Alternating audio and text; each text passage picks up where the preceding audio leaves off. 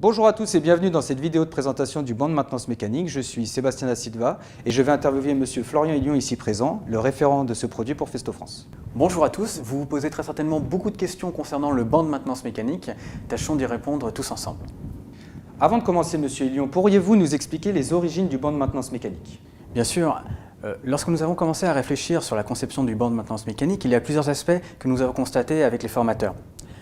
L'espace de travail, le temps disponible, et bien sûr, la sécurité. C'est des choses qui nous paraissent fondamentales. Ce que nous avons remarqué, c'est qu'en général, le matériel peut être un peu désuet. La sécurité, comme je vous disais, ne peut pas être assurée de façon optimale. Et surtout, on ne peut en général pas aborder de nombreux sujets différents, puisque cela requiert différentes machines qui, elles, du coup, occupent énormément de place dans les différents ateliers. C'est pour ça que nous nous sommes dit qu'il était impératif d'apporter quelque chose de nouveau dans le secteur pour faciliter le quotidien des formateurs, mais aussi celui des étudiants. Et c'est là que le banc de maintenance mécanique Festo intervient. Tous les fondamentaux de la maintenance mécanique industrielle sur une seule et même station de travail. Nous y avons réfléchi et ce qu'il en ressort généralement, c'est que les formateurs font preuve d'une créativité incroyable pour pouvoir transmettre les compétences fondamentales aux étudiants, mais qu'ils sont souvent confrontés à ce type de problème. Et par rapport à ce que vous m'expliquez, quels sont les objectifs accomplis avec ce banc? L'objectif est dans un premier temps de faire acquérir les bases de la partie théorie. Cela se voit en quelques pages pour ensuite directement passer à la pratique. L'étudiant peut travailler en parfaite sécurité. Le formateur, lui, vient et intervient après pour pouvoir valider la conception et bien sûr lancer la machine. Dans un second temps, il sera question en fait de confronter l'apprenant directement à tout ce qu'il aura à faire quand il sera sur son lieu de travail, c'est-à-dire les roues crantées, les alignements d'arbres, les chaînes, les pignons, les courroies, tous ces aspects-là qui bien sûr peuvent être également complétés avec d'autres accessoires supplémentaires qui sont l'alignement laser, la mesure et l'analyse vibratoire. Donc on peut dire que c'est un système complet qui englobera alors l'ensemble des connaissances mécaniques. C'est le but, réunir tous les aspects de la maintenance mécanique industrielle sur un seul et même système. Et donc tout ce que vous me citez ici, les courroies, les poulies, les engrenages, c'est du matériel didactique? Ça l'est tout en étant du matériel de qualité industrielle, bien sûr ici mis à l'échelle pour entrer dans le banc de maintenance. La plupart ont le même diamètre d'alésage, c'est-à-dire 14 mm, ce qui permet ainsi de multiplier les configurations pour des montages de plus en plus complexes au fur et à mesure que nous avançons.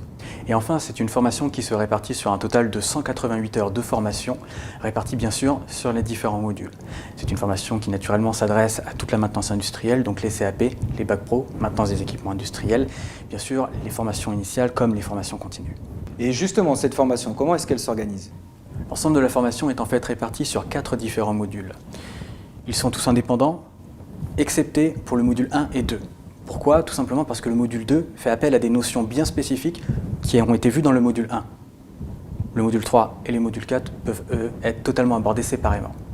Donc c'est un système entièrement modulaire et flexible, ce qui est un avantage pour de la formation.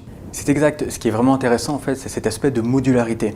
Dans un premier temps, il va falloir se familiariser avec la machine, avec tous les éléments de base, avec les accessoires et bien sûr les notions de sécurité. Ensuite, on aborde le module 1, qui est les chaînes, les courroies, les roues dentées.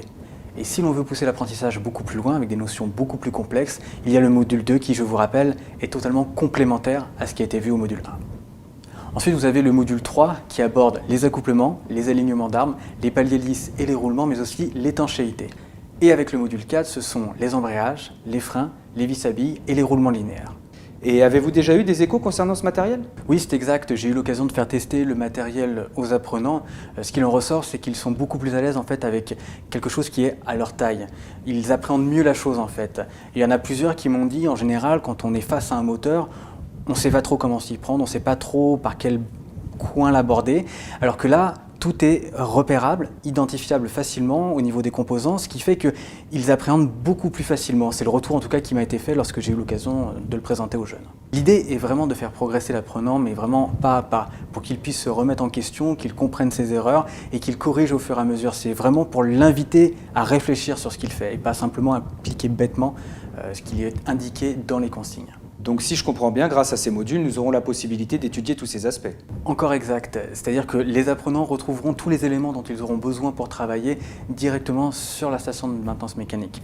Vous aurez toute la partie visserie qui est organisée, rangée, triée, et puis bien sûr tous les composants qui sont identifiables facilement puisqu'ils sont rangés en fait sur différents panneaux où on peut repérer les différentes tailles.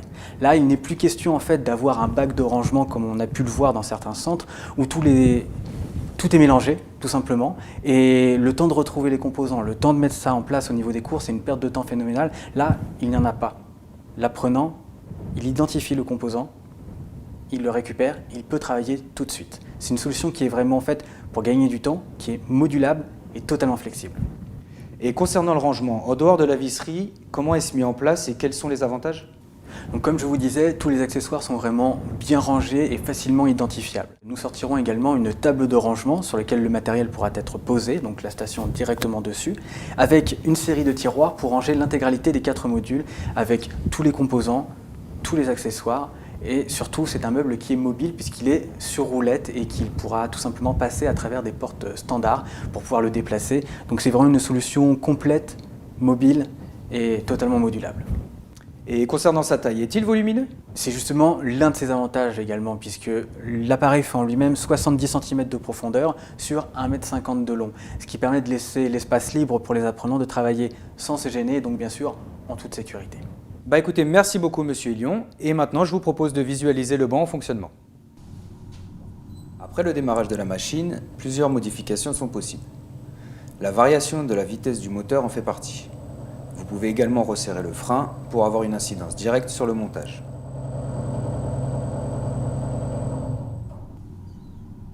D'un point de vue sécurité, en plus du système de cadenas du capot de protection et bouton d'arrêt d'urgence, nous avons mis en place un système de capteurs qui détecte automatiquement quand la machine est ouverte. Cela permet de stopper la machine directement. Les montages avec des chaînes sont également réalisables. Ils font partie des nombreuses possibilités qu'offre la machine. Grâce à la visibilité directe du montage, vous pourrez observer l'effet de la mise sous tension du frein. Grâce au panneau de contrôle, vous pourrez obtenir de précieuses informations, notamment la consommation énergétique.